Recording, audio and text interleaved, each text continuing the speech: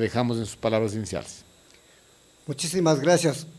Un saludo cordial a todos los agricultores y al pueblo bolivarense y del país por escucharnos, quizás nuestro pronunciamiento, nuestro criterio.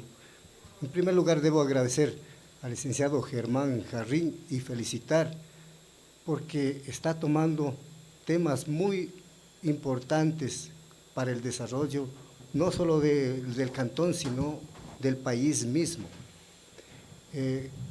Si bien es cierto, el licenciado Germán Jarrín ha sido uno de los pioneros de diferentes proyectos que en sí han dado muchos resultados aquí. Eso sería un tema de recorderis en su momento, porque muchas de las veces nos preguntamos por qué tal cosa, no sabemos, ¿no?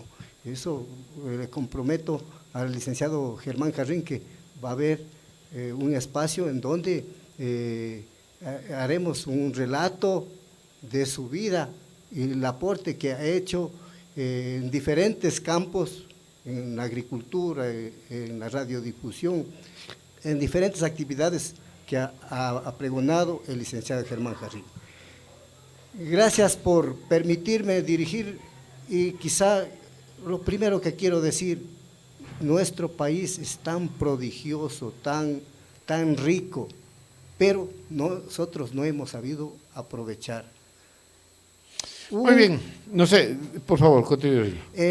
Algo tan importante que ha sido reconocido a nivel del mundo. Nuestro país ha sido un país científico, que eso nosotros no lo tomamos en cuenta. ¿Por qué vino la misión geodésica acá al Ecuador? A veces nos preguntamos a qué vendría, ¿no? Porque había los datos, las comprobaciones fehacientes acá en lo que tiene que ver al calendario, y lo pusimos como calendario andino. El cálculo del año de 365 días y un cuarto, por eso cada 4 años daba el año bisiesto que ahora nosotros comúnmente conocemos. Uh-huh. Eso está en Catequilla, en la provincia de Pichincha.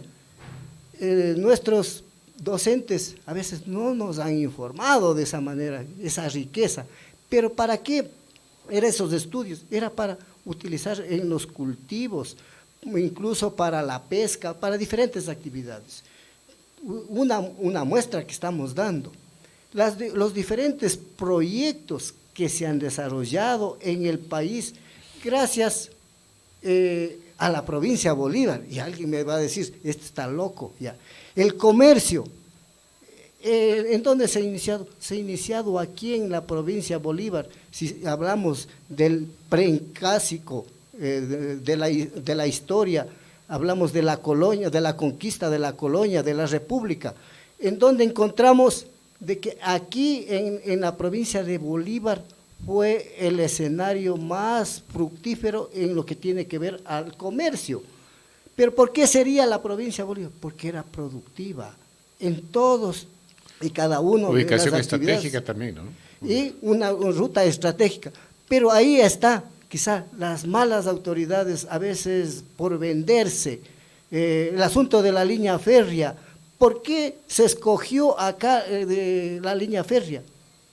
Por el estudio que tuvieron de los incas, porque tenemos unos vestigios en las guardias, en donde se dice que se conectaban con el Cusco. Eso no se ha descubierto. Pero yo no le hablo de memoria, licenciado. En el 2012, cuando yo estuve en la Junta Parroquial, propusimos al Ministerio de Patrimonio Cultural que se nos haga un estudio, a ver qué tan cierto es lo que estoy comentando. Y pudimos tener los datos de que la provincia de Bolívar venía desde la prehistoria, es decir, muchísimos años de existencia, con las diferentes tribus y todo lo demás. Entonces, licenciado, si nosotros tenemos un punto de partida que ha sido de comercio, teníamos que tener problemas. Y ahí venía el asunto de la delincuencia, que tenían que pagar a personas que les acompañen con las mercaderías que llevaban de la costa a la sierra y viceversa, el intercambio que hacían, ¿no? Y por eso se iban descubriendo diferentes rutas aquí en la provincia de Bolívar, que tenemos en el sector de Chillanes, tenemos en lo que tiene que ver Angas, en lo que tiene que ver Telimbela, Caluma, Echandía. Claro que sí. Varias, ¿no? Entonces, son varias rutas. ¿Por qué? Porque querían evitar. Esto que les estoy comentando debe ser el punto de partida de las autoridades, de los diputados, para plantear propuestas. Si ha habido la delincuencia en ese tiempo, hacer un análisis. ¿Habrá o no habrá ahora? ¿Por qué no se desarrolló la provincia de Bolívar como en otras provincias en la ganadería? Porque el cuatrerismo, es decir, veníamos nosotros acarreando ya este tipo de desmanes. Había el cuatrerismo, que más de 1000 cabezas de ganado se perdía en el año. El único que entendió algún momento dado, el licenciado Germán Jarrín, en proponer de que se mecanice ya el arado. Pero hace muchos años, ¿no? Pero no le ejecutaron cuando era la propuesta. A veces esperamos algún tiempo, ¿no? Nosotros en 1994, yo no voy a dar nombres, propusimos implantar un sistema de radios de comunicación. No nos dieron paso con unos estudios que nos dio haciendo el ejército, por eso conocemos dónde son los puestos estratégicos, y yo le felicito al licenciado Germán, que en Lourdes es una parte fundamental, y en el sector de Chillanes, y bueno, hay otros espacios. Debíamos nosotros en eso ir trabajando. ¿Para qué? Para ir fortaleciendo. Ahora nos quejamos en el asunto de la corrupción y todo lo demás.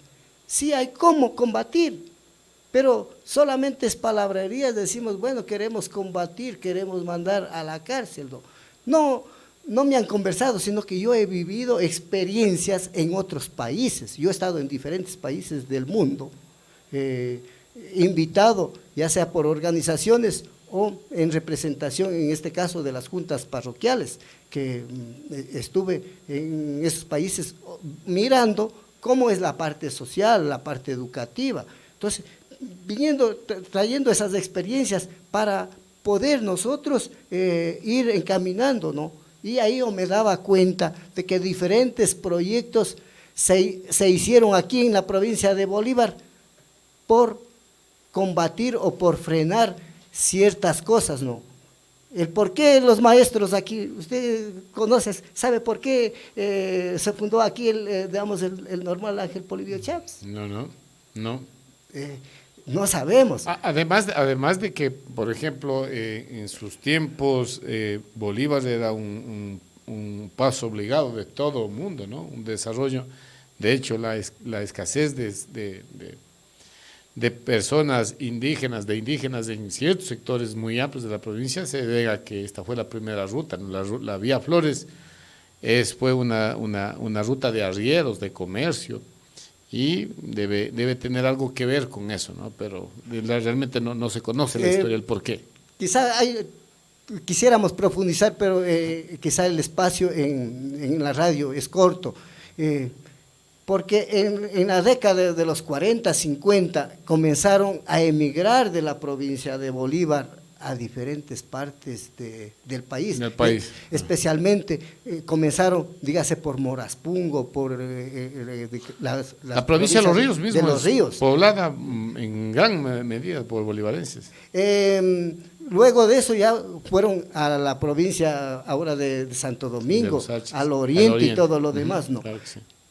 Pero iban ubicándose en ciertos territorios que estaban abandonados o tal vez ubicados por ciertos hacendados, y ahí se dieron cuenta, dijeron no, ahora vamos a crear un instituto para que se preparen de maestros, y meterles en la cabeza de que la mejor herencia era la educación. No sé si usted se recuerda, antes nos decía, anda a estudiar, porque de tierras no vas a vivir, ¿no? Esos conceptos que siempre nos han manejado los de poder, ¿no? Con astucia y con sapiencia y sabiduría, ¿no? Porque si es que me estaban mermando mis tierras en mi hacienda, en donde tenía el cacao, en donde tenía diferentes, entonces teníamos que contrarrestar estas actividades, ¿no? Entonces, les pongo como un ejemplo, ¿no? Lo que usted decía, el asunto de la vía Flores, se dio dos escenarios, usted conoce, Juan José Flores y García Moreno. ¿Por qué es el torneado? No nos preguntado, claro, ¿no? Sí. Era por que Juan José Flores puso la primera industria molinera aquí en la Chima, y que eso jamás... Los molinos de la Chima, claro que sí. Jamás, y hay vestigios de eso, sí. Jamás se ha dado, digamos... la importancia necesaria. Pero usted puede imaginarse por qué nosotros hemos ido perdiendo el espacio en los cereales, en el trigo especialmente. Aquí tenemos los hilos. El por qué se puso los hilos. Tomando la historia de que Juan José Flores, él tenía la industria molinera y él distribuía el producto a nivel nacional y quería exportar. Y ahí viene la lucha política.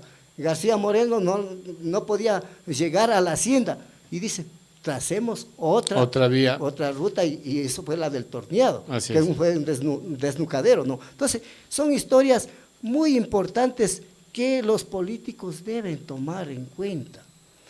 Hoy en día no podemos ya competir porque el calentamiento global, no sé, ahora el internet, la investigación nos permite ir dándonos cuenta de que en donde no podíamos sembrar, por decir, aguacate, antes aquí había pero escasas matas y no cargaba como se debe, ¿no?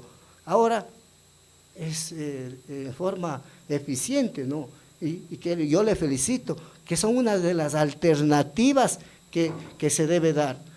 Y yo vengo con un mensaje muy fundamental de que hoy estamos viviendo la pandemia.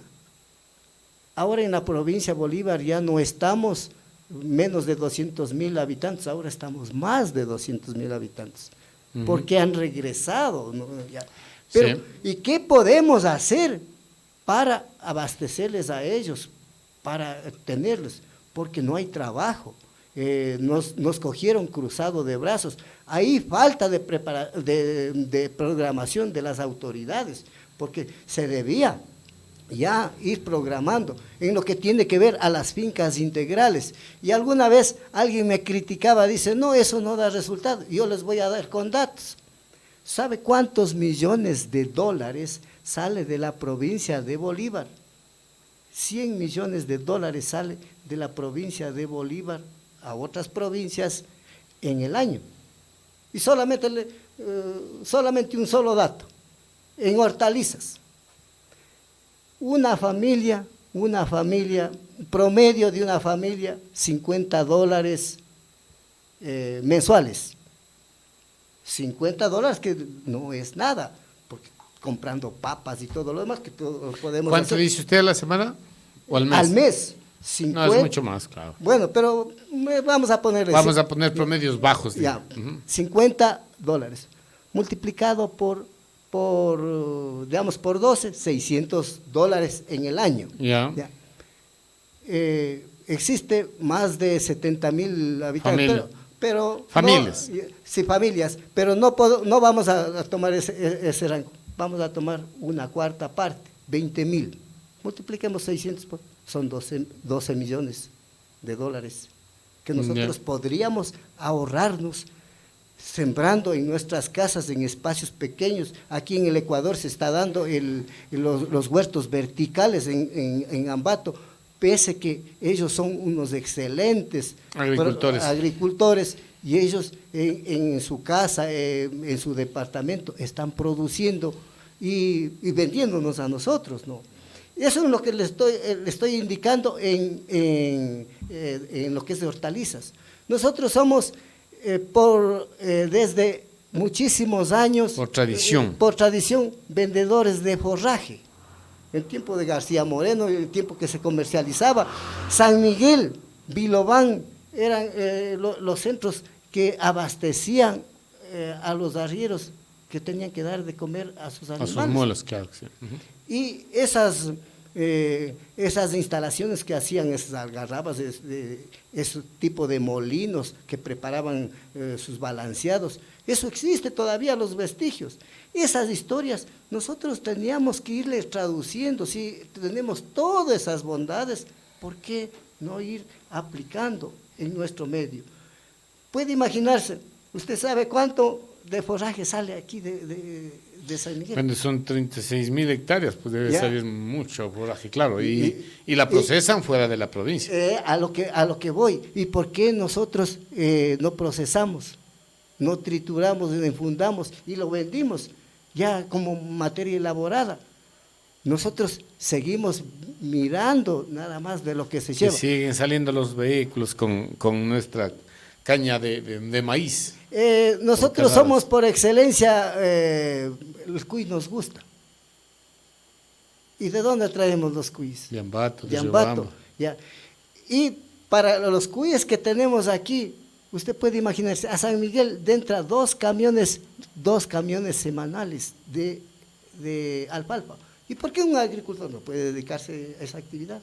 Es muy fructífero. Sí, yo creo que el análisis es bastante lógico, y lo que siempre ha pasado en la provincia de Bolívar es básicamente esto, ¿no? Entonces, la gente en la provincia de Bolívar, yo no sé por qué razón, y eso es lo que nosotros hoy que estamos emprendiendo en estos proyectos, hoy tras micrófonos le conversábamos a Rilo de que en las próximas semanas vamos a sembrar, estamos coordinando la siembra de 3 o 4 hectáreas más de aguacate acá en la provincia, entre Guaranda, Chimbo y San Miguel.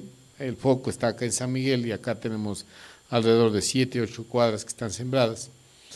Pero la gente es reacia a cambiar, no quiere cambiar.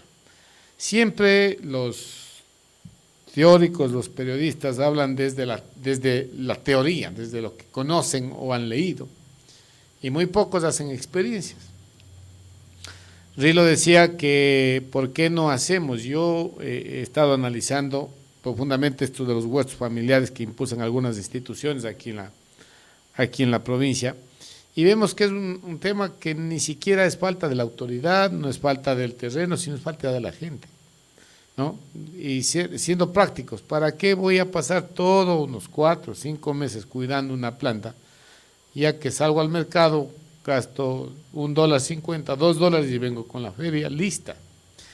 Y yo he hablado de este tema que no es el adecuado porque no redunda en cambios trascendentales de la población. No hay un cambio trascendental. Si bien es cierto, hay gente que se dedica, de hecho, hay varias personas que he visto que se dedican a la siembra de hortalizas, lo hacen de manera exitosa, lo hacen con maneras alternativas, orgánicas, ya se utilizan los violes, se utilizan, qué sé yo, el bocage, y bueno, entonces, estos productos naturales que se elaboran.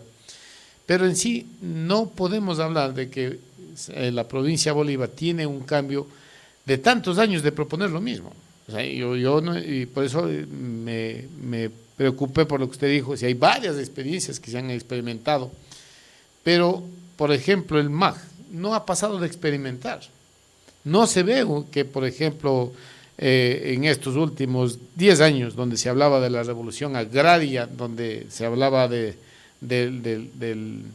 la sustitución de los cultivos tradicionales por alternativos como frutales, hortalizas, verduras, bueno, todas estas cosas, ganadería incluso. Pero no ha habido este paso. ¿Qué está pasando en la provincia de Rilo? Bueno, como usted decía, todos tenemos la culpa. Nosotros venimos, bueno, de una generación, y yo debo agradecer a mis abuelos, a mis padres, que eran por excelencia agricultores. Claro. Y eso se nos ha metido en la cabeza, además de la docencia, que hemos hecho importantes proyectos, porque hay que ir dando resultado, hay que ir dando respuesta. Ahí es la clave, los resultados. Pero al final caímos al vacío, ¿no? Nosotros planteábamos en la década de los 90 la sustentación, un subsidio para la producción del trigo. Un año tuvimos, un año. Y después la industria molinera dijeron que nosotros no podíamos producir el trigo porque, y técnicamente nos demostraban de que el trigo se cultiva en una zona templada y nosotros tenemos la zona tórrida. Y decían, aquí se produce a la fuerza y por eso quizá el peso y los diferentes componentes no reunían nuestro producto. Y que en ese entonces daban de comer al camarón que estaba recién iniciándose. Harina. Harina, pescado, con camarón se hacía, con maíz, con trigo se hacían los balanceados. Parece. Entonces en ese tiempo nosotros vendíamos, ¿cuánto vendíamos? El 5% de lo que necesitaba el país. Pero básicamente, Rilo, sí, a ver, sembramos trigo, pero ¿qué hacemos si es tan barato? Que la gente prefiere, digo yo por muchos amigos que nos han informado, la gente prefiere sembrar maíz porque primero es menos trabajo, porque usted siembra, digamos, limpia el terreno, ara, siembra, ahora que ya la gente se ha acostumbrado a los pesticidas, a los herbicidas, todo solucionan con estos venenos que están matando a la tierra, y al fin y al cabo llega la época de choclos que decimos aquí en la provincia, viene un comerciante y le da cosechando. El problema no es eso, licenciado. Eso yo le decía, hay que conocer la historia y hay que conocer si se adapta o no se adapta, si somos competitivos o no somos competitivos. Así es. Y le voy a dar con ejemplos. Nosotros fuimos los que impulsamos, a usted también me consta porque fue el tomate. Uh-huh. Ya. El tomate es de zona templada, un poco media caliente también, se adapta acá. También sorteamos con el asunto de la mora. Nosotros queríamos exportar, pero fue difícil. Imposible.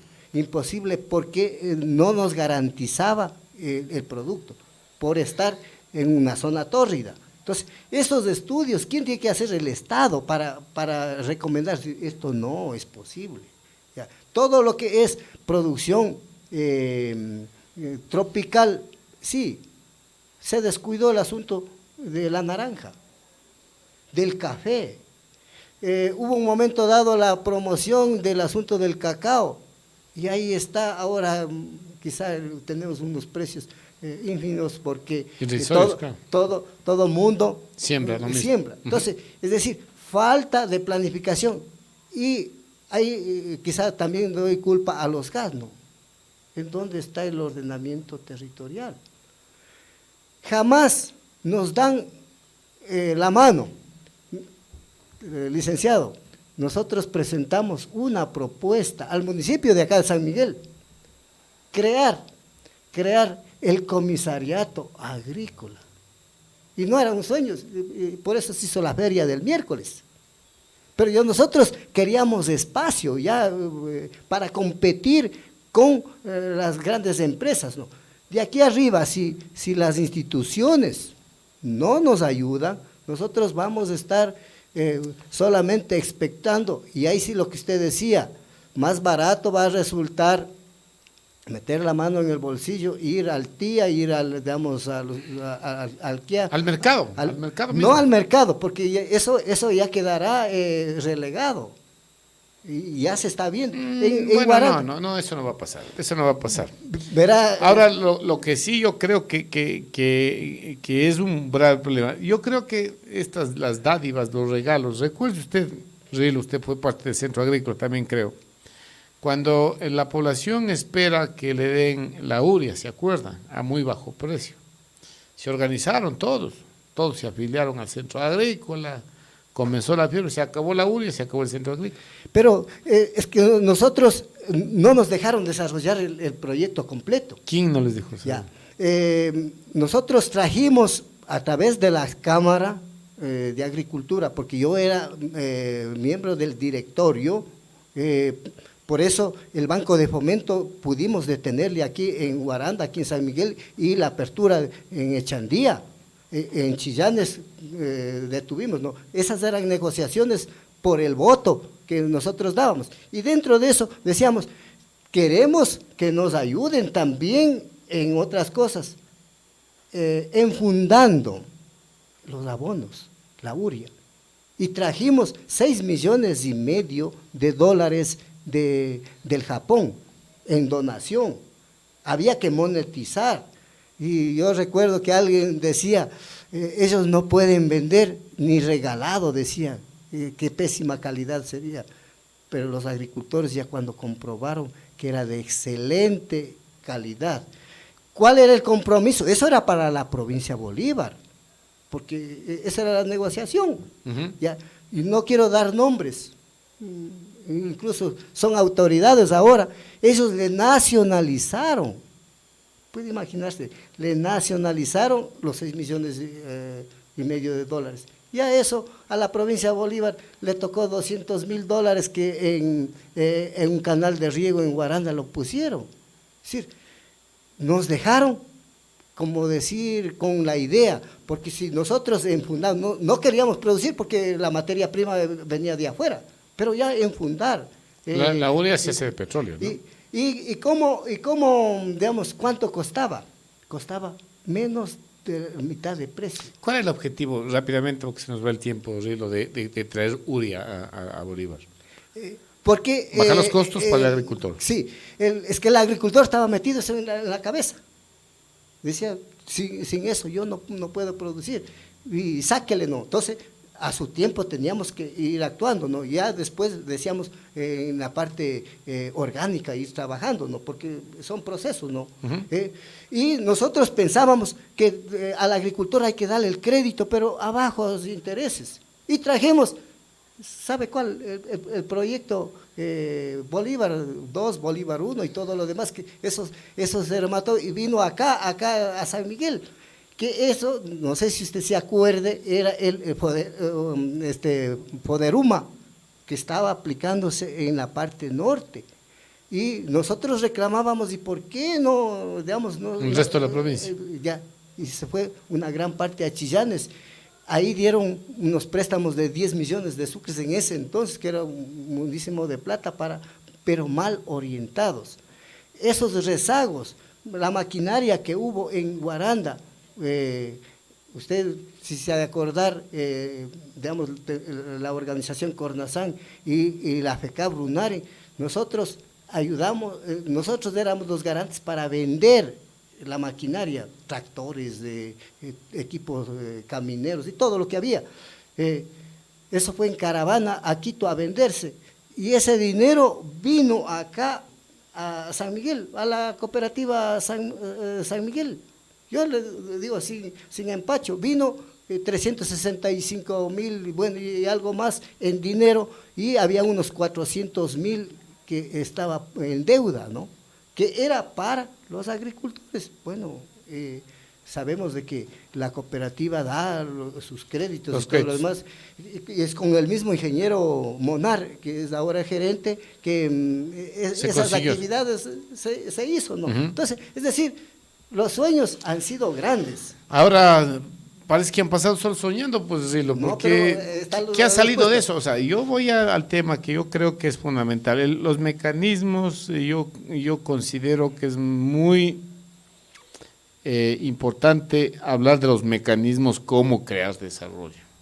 Esto de las dádivas, los regalos, las facilidades, no han dado resultado. Aquí ha venido dinero, pero en cantidades que al fin y al cabo ha pasado y no hay nada. Que eso es lo grave, o sea, de que hubo intentos, de que la gente quiere, la burocracia estatal mismo, los componendas, los arreglos, han hecho que incluso soñar hacia futuro sea imposible. Porque si vemos en la provincia de Bolívar, hoy por hoy, la nueva transformación que está dándose en la provincia no tiene nada que ver con las instituciones. Tiene que ver con gente que ha venido de otros lados. ¿No? El tema, por ejemplo, de digamos, entre San Pablo y Chillanes, Cerritos, parece que son. Hay gente que ha venido de los desplazados de las erupciones del volcán Tungurahua, parece que son de Penipe. Aquí conocemos a un buen amigo, don Marcelo Hinojosa, que lo que han logrado es venir a hacer dinero aquí, han trabajado duro y han generado riqueza, Pero en Bolívar los bolivarenses no lo han hecho, no han podido. Y si lo han hecho de forma particular y claro, muy pocas experiencias que gente que hoy siembra, por ejemplo, el amora, que es un tema, gente que siembra tomate. Hemos visto que hay experiencias en una parte más baja, entre los 1.300 metros de altura, que siembran tomate, riñón, todas esas cosas, pero no se puede hablar de que ha habido un cambio en la provincia de Bolívar. No podemos hablar un cambio porque la provincia de Bolívar depende muchísimo del empleo. La mayor parte de personas son empleadas, ya sea en diferentes partes del país, ¿no? Y quizá no se ubicó a las instituciones en donde debía estar. Le pregunto, ¿usted sabe por qué son industriosos, ingeniosos, comerciantes y todo chimbo? ¿Usted claro, sabe? por los obrajes del tiempo de la colonia, claro. Sí. Pero si usted sabe, descendientes de dónde son. Ese es un tema que le dejo. No, me convencen, lo importante es que nos convencen. Tiene la similitud de Loja y la Tacunga. Tiene la similitud. Bueno, es un tema muy, muy profundo, muy delicado a veces tratar. Yo tengo el documento, una investigación que hizo un norteamericano y quizá eso no se publicó mayormente porque estaba creándose unas ciertas controversias, ¿no? Controversias en la gente. Entonces, en ese sentido, nosotros no podemos arrancar porque no tenemos experiencia, no tenemos capacitación, que eso debe venir desde el hogar, ¿no? Porque para sembrar una planta dígase, una col, dice, ¿cómo siembro? ¿En qué forma? Si no sabemos. Que eso debe ser común porque somos descendientes agrícolas, ¿no? Y yo siempre defiendo de que en esta pandemia debe hacerse la aplicación de las fincas integrales, en pequeñito, para salir esto. Porque usted me dice, con $1.50 va y pregunte a las personas que vinieron de Quito, los que trabajaban en Quito, en otras partes del país, como no tienen trabajo, sí tienen 25 centavos. Pero si yo tengo mi huertito, tengo mi pollito. Sí, yo creo en eso. Pero eso es para salir. Ya. Esa es su visión, ¿no? Yo respeto las visiones, ¿no? O sea, sembremos para ser autosustentables. Pero el cambio no viene por ese lado. Ya, pero lo que sí, tenemos que ir asociando al salto. Porque esperar, dígase el aguacate, muy bien, ya, esperar eso 4 o 5 años, solo esa plantación, no.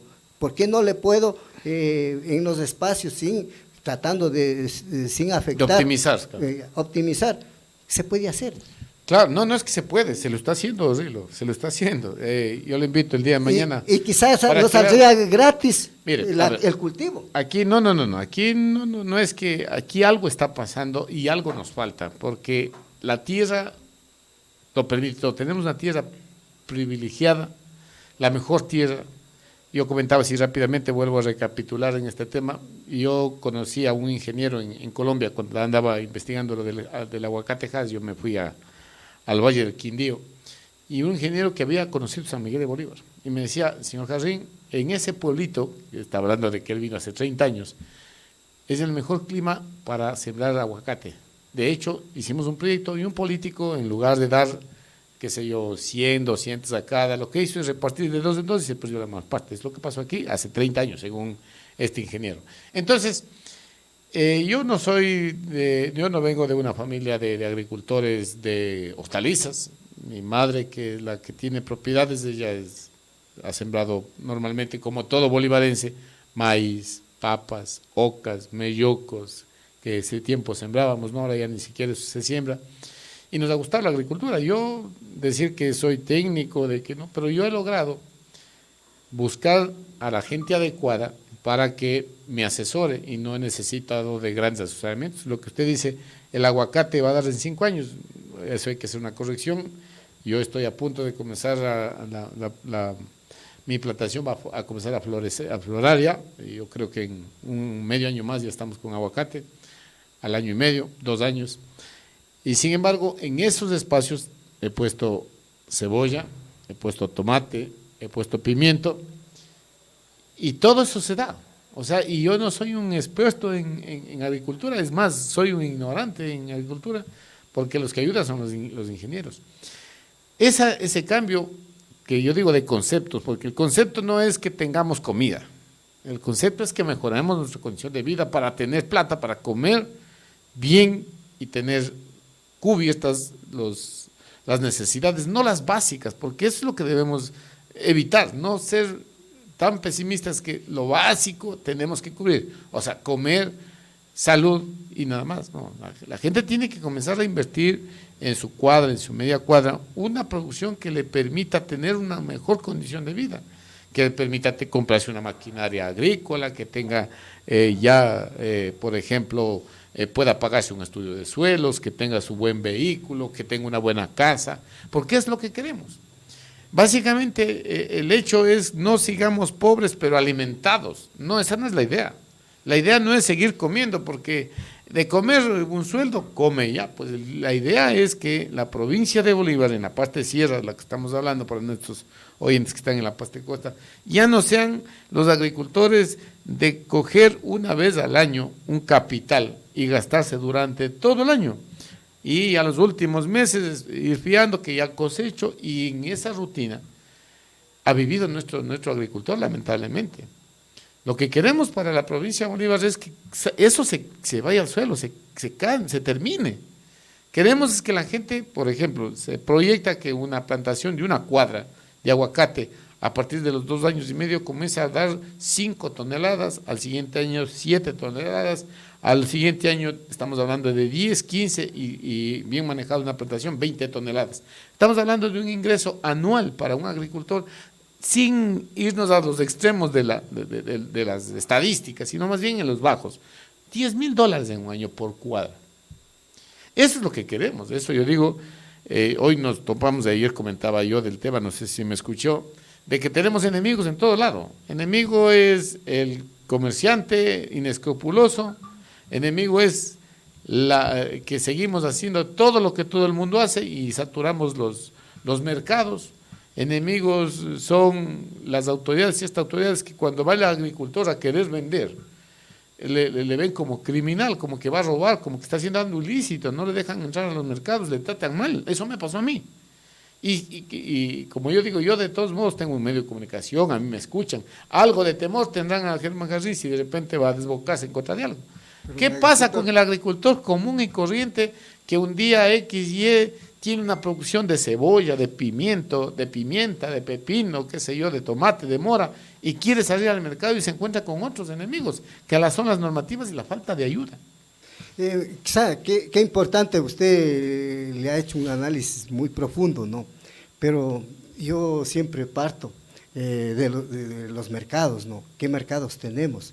Porque en la trayectoria que nosotros hemos tenido, hemos implantado una cosa a otra, pero el cuello de botella es el mercado. La comercialización. La comercialización. Básicamente.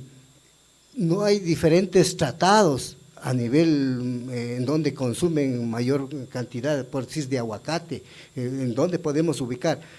Con esto no quiero decir no hay que hacer, sino hay que ir viendo qué cantidad podemos ubicar y en mejores condiciones.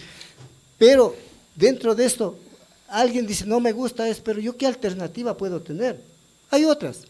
Los cítricos. Como yo le decía, el forraje, 1 hectárea de alfalfa, una hectárea de alfalfa, estamos hablando sobre los $7,000 anuales. De venta. En venta. ¿Ya? Entonces, unos 2, 3,000 al año en ganancia, aproximadamente. Tranquilamente, en 1 hectárea. Hablemos en forraje de maíz. Cuesta $4, $4.50, cuesta una funda de forraje. Sí, es el promedio, 3.50, 4, hasta 5 se ha puesto en estos días. Quizá Julio Ballesteros, él tiene su máquina. Un visionario. visionario, y él está vendiendo, qué bien, está vendiendo la leche ya afuera. Lo que hacemos al revés, nosotros compramos de afuera la leche. No, nosotros producimos, mandamos, nos procesan y nos devuelven procesar. Eso es lo que pasa ahora, porque ahora decir que la provincia de Bolívar no es una provincia lechera, no, sí existe. De hecho, hay vehículos, usted ve esos tanques que son limpiecitos, con acero inoxidable. Los tanques son vehículos que se van llevando la leche a Quito, a Guayaquil, que lleva la Nestlé, que lleva, bueno, varias empresas. En la provincia de Bolívar tenemos sobre los 80.000 cabezas de ganado. Ya. Es decir, yo hablo con estadísticas, Sí. Y quizá eso es lo importante. ¿Qué podemos hacer con el queso de montaña, que lo llaman, ¿no? Eso se puede ir traduciendo, microprocesando para poder vender en los mercados. Ahora, pero ¿qué hacemos inmediatamente, Rilo? El problema es que tendremos que esperar que el Estado nos dé el crédito para comprar ganado, que el municipio nos ayude con... Y eso no va a pasar, porque lamentablemente las autoridades en la provincia de Bolívar, muy pocos, con excepciones que sí las hay, no creen en la agricultura, o yo yendo como Maquiavelo pensando mal de todo el mundo, que hay veces que sí se debe pensar así, es que a los políticos de la provincia no les interesa que la gente del campo esté bien, porque es fácil comprable, ¿no? Usted va si tiene gente pobre, escasos recursos, va con una funda de caramelos en Navidad, o baile, pachanga, chupa y comprar el voto, ¿no? En tiempos de pandemia, con una ración de comida, arreglado, y este señor es bueno porque nos dio caridad. Eso no les interesa, de que la gente, buscar la gente como la de Ambato, por ejemplo, la Tungurahua, de ciertos cantones de la provincia de Tungurahua, ya no pueden ir con el regalito, porque dicen, no, gracias, nosotros también tenemos. Y ellos que tienen limitantes, claro que no sí. olvidemos que está el volcán, el clima, la tierra misma, la tierra y todo lo demás. Por algo nos decían, la provincia de Bolívar es del granero del Ecuador. Eso debíamos las autoridades fundamentarse, sacar leyes como lo que han hecho los bananeros. Los bananeros de la noche a la mañana no se han situado, porque ellos han tenido gobiernos que han apoyado. Luis Novoa Naranjo, ¿quién era? Él apoyaba a los gobiernos. Bueno, pero estas son las condiciones. Claro. Y se puede multiplicar. ¿Y por qué no podemos soñar en su asunto del aguacate? Decir, bueno, las autoridades empujemos. No. Por ahí no va nada, Rilo. Discúlpeme, yo no creo en casi todos los políticos en nada. Entonces, lo que pasa es que la gente comienza al revés las cosas, ¿no? Yo siembro y voy a ver quién me compra. No, este proyecto comenzó de otra manera. Por eso le digo que antes de sembrar, o sea, de aquí hace 4 años yo hice investigaciones privadas mías de los mercados. O sea, primero tenemos que saber qué producto crece su consumo al año en mayor cantidad en el mundo. Estamos hablando del aguacate. Se habla de que un 30% anual crece la demanda. Que hoy decrezca, que la pandemia, pero vamos a pasar. Dónde se va a vender, cómo se va a consumir, todo eso está analizado. De hecho, hay muchos trabajos que estamos haciendo en compañía de algunos técnicos aquí en San Miguel, que somos un grupo de personas particulares. No somos autoridades, bueno, a excepción de Lenín, que es autoridad, pero somos gentes particulares que queremos el cambio y queremos que la gente se contagie. Y el miedo que le han puesto es decir, no sembremos aguacate porque, claro, 1 o 2 cuadras está bien, pero no es así. La intención es que muy poco nos sirve mucho. Necesitamos bastante, porque vamos a proyectarnos en 7, 8 años a comenzar a exportar, pero mientras tanto tenemos que enseñarle lo que decía la directora del MAC en una entrevista, que enseñarle a gente que consuma nuestros productos. Ese es uno de los problemas. Nosotros somos productores de maíz y en nuestra casa no existe el mote, no existe... El trigo de nuestra provincia, si usted y yo tenemos abuelitas, tenemos mamacitas, tenemos gente adulta, mayor mejor dicho, que nos hacen las mejores, que privamos por una empanada de harina de maíz negro que llamamos, ¿no? Pero usted quiere, por ejemplo, algún turista, a cierto día ir a comer. No existe una panadería de pan negro, de pan de trigo nuestro, ¿no? Entonces, una expectativa que si se genera en San Pablo, que las tortillas que hay, de todos modos hay un consumo, claro, no es grande, pero de todos modos va a seguir consumiendo esta situación. Entonces, tenemos que apostarle porque los sanmigueleños comenzamos a comer choclo, no solo en las guanchas que nos regalan, sino también consumir, comprar. ¿no? Nosotros dejamos pasar un producto exquisito que sirve para cientos de cosas. Los boyacenses producimos el maíz y el mejor maíz yo creo que del país. El guagal es un maíz diferente a los que hay en toda la provincia, ¿no? Me han contado que hay una experiencia de que instituciones quieren introducir otro maíz más productivo, pero el maíz delicioso, el dulce, el buen maíz es el guagal de Bolívar. No olvidemos que y en otras partes fueron llevando de acá Claro la semilla, sí. Lo que es patate, digamos en la provincia de Imbabura. Pero de todos modos, usted ha probado, yo he probado por ahí, no es lo mismo. No se iguala. No se iguala, sí. Pero ellos, vueltas nos demuestran, ¿no? Incluso nos venden todo. Entonces, pero ese concepto tiene que ir. Si yo soy sembrador de maíz, tengo que hacerle de principio a fin y buscando los mejores réditos. Si yo siembro papa, la misma cosa, que hay zonas estratégicas. Por decir, en el sector de Yahweh, no sé si se adapte el asunto del aguacate, ¿no? Yahweh, es muy alto. Es muy alto. Entonces, estamos hablando pero ahí hay otras alternativas, por ejemplo. Que bien, a eso es lo que vamos. A ver, Gilo, usted tiene que entender y nuestros oyentes tienen que comprender que hay de agricultores, yo les pongo en 3 grupos a los agricultores, ¿no? El que quiere cambiar, el pionero del cambio, el agricultor, el que cuando ve que las cosas resultan sigue, y el agricultor que no quiere por nada, dice yo tengo mi tradición y yo no voy a dejar de sembrar maíz. Y para todos esos segmentos de agricultores tiene que haber una alternativa.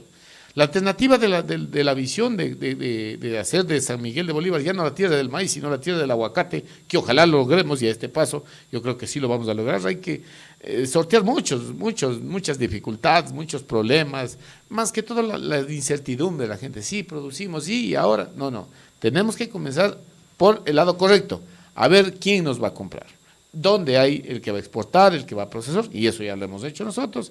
Hay gente que viene que dice, bueno, vamos a cogerles todo lo que tengan. Eso es cuento, y para mí eso es charla. Promotores de siembra de aguacate que nunca han sembrado ni una planta y vienen a enseñarnos a nosotros a querer hacer eso. Entonces eso no funciona. Funciona es que Bolívar no puede constituirse de pasar del maíz al aguacate, eso no estamos proponiendo. Estamos proponiendo es diversificar el cultivo. Y hay este sector grande, y es la persona más adulta, la que va de los 55, 60, 70 años, que siguen produciendo. A esas personas hay que darle, por ejemplo, esta alternativa del forraje para que siga cultivando su maíz, pero ya no tenga ganado de pésima calidad. Yo sé decir que aquí ciertas vaquitas dan en lugar de leche, dan pena, entonces son de broma. Pero ya, ahí viene la actuación del gobierno.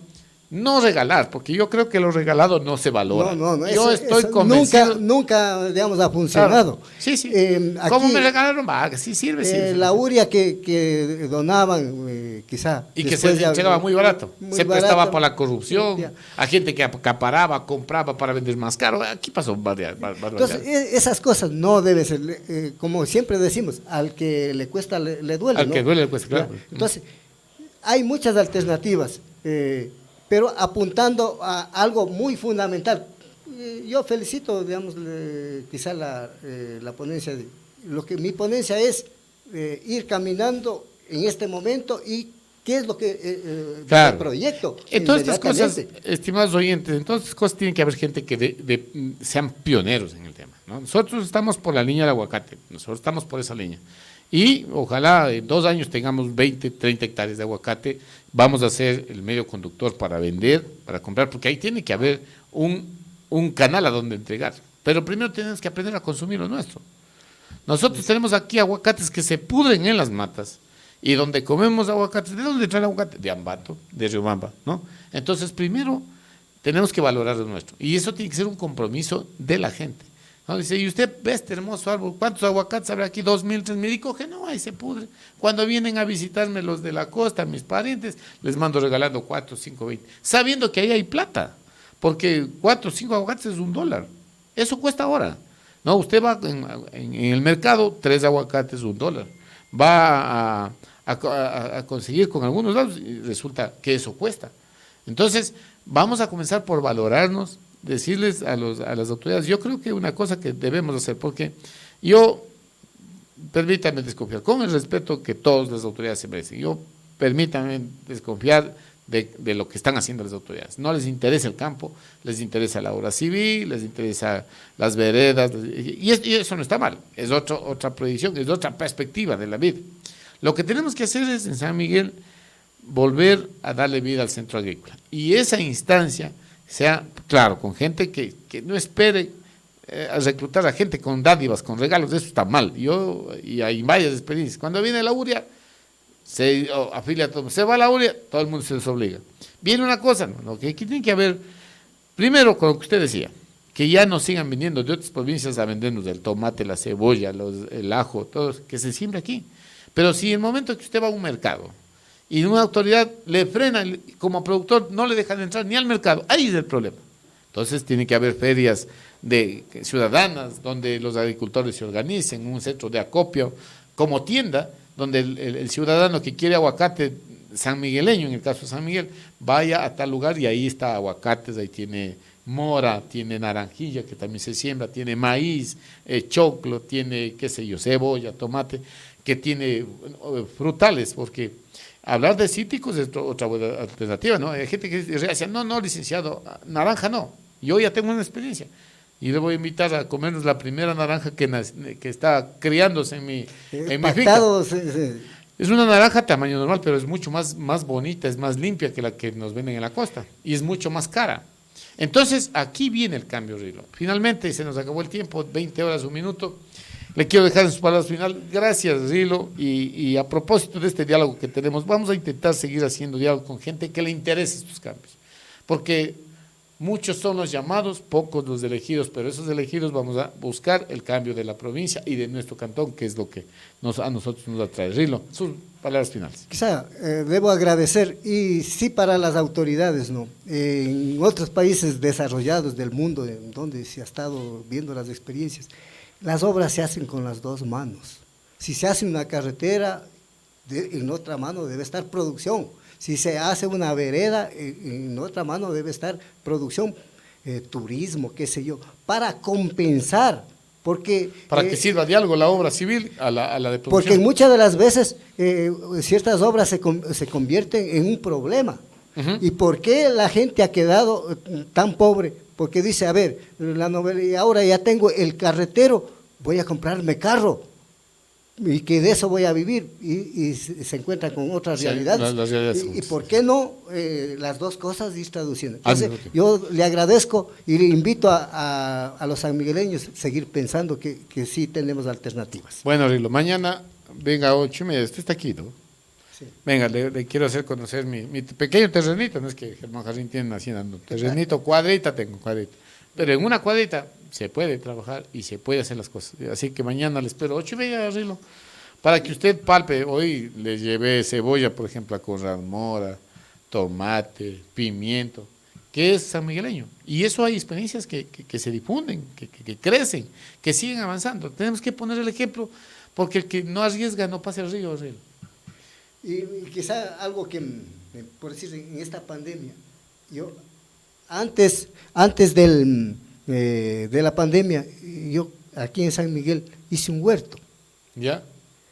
Las primeras semanas no había dónde comprar. Todos los vecinos, al huerto del huerto. Véndame. Pero como estábamos en pandemia, no teníamos que colaborar con los vecinos, ¿no? Y ese ejemplo ya han comenzado a sembrar. La casa por arriba tiene ahora, ¿no? Sí, tengo en el barrio, al lado del barrio Santo Cristo, ¿no? ¿Ya? Tengo mi pequeña finca integral. ¿Ya? Su experiencia es esa, finca integral. Sí. Vamos a conocerla también. Bueno, muchas gracias. Lamentablemente, como usted dijo al inicio, el tiempo en la radio y en la televisión es oro, pero oro que nos va a servir para algo. Así que, estimados amigos, les queremos agradecer por su sintonía. Estos diálogos, como repito, tienen el afán de incentivar a la población y buscar alternativas que nazcan desde la ciudadanía. Eso es lo importante. Tenemos que confiar en que Bolívar, en la parte sierra, en la olla del Chimbo, se da todo, desde frutas de la parte costa hasta 2.800, 3.000 metros de altura. Todo se siembra acá. Nos falta es un poco de empeño, experimentar y trabajar más fuertemente para cambiar esta realidad que tanto nos ayuda, que tanto nos perjudica. Al final alguien nos escribe, lamentablemente, vamos a dejar para otro día. Les invitamos, amigos, hay gente que tiene experiencias que pueden ser el ejemplo de más personas que quieren cambiar esta realidad y que podemos hacerlo. A nombre de nuestro equipo de Radio Espacio, Giovanni Mora, en la parte tecnológica, la licenciada Mariana Melena, en nuestro departamento de comunicación, Vinicio Peñafiel, en controles, Marcos Sanabria, Carlos Cárdenas y quien les habla, Germán Jarrín. Les agradecemos por su sintonía. Que tengan todos ustedes una feliz noche. Hemos presentado Hora 18, todo el acontecer local y nacional, hechos que hicieron historia, profesionales en la comunicación ágil, veraz y vertical. Hora 18.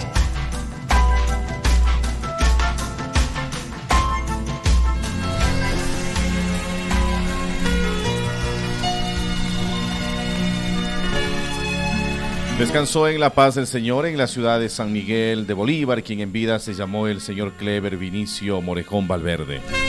Su esposa, la señora Gloria Valverde, sus hijos Cleber, Paul, Álvaro y Mariela Morejón. Sus hijos políticos, sus nietos, hermanos, sobrinos y demás familiares comunican este lamentable fallecimiento, invitan a la velación de sus restos mortales. Sus familiares anticipan sus profundos agradecimientos. Paz en la tumba de quien en vida se llamó el señor Cleber Vinicio Morejón Valverde.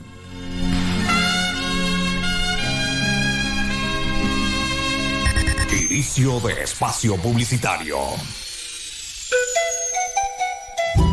Atención, atención, expertos en recuperar amores imposibles y rebeldes. La persona que amas te rechaza, te humilla, es infiel, te engaña, no quiere saber nada de ti. Marvin, único conocedor de rituales en mesadas blancas y pactos de amor para atraer, conquistar y doblegar a tu ser amado, distante y rebelde. Él o ella llegará